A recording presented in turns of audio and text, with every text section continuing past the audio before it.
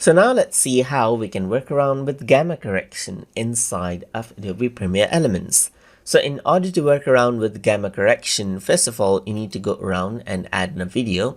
So I'm going to go around onto the project assets and import out a video over here. I'm just going to go around over here in video, and I'm going to go around and then import out, let's say, this particular footage right here. So once I go around over here, I'm going to go around and click and drag it down over here on video 1.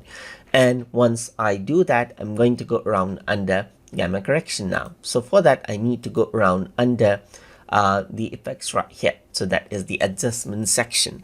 And once I do that, you can see gamma correction is an option right here. So if I were to go around and select this particular footage right here, you can go around and choose gamma over here. You can go around and make it dark or light, as you can see right here. And that is what gamma is. You can go around and change around the brightness.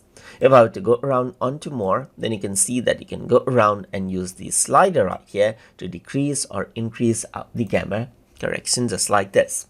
So that is how you can work around the gamma correction option inside of Adobe Premiere Elements. So I hope you guys learned something as always. And as always, please like, comment, share, and subscribe.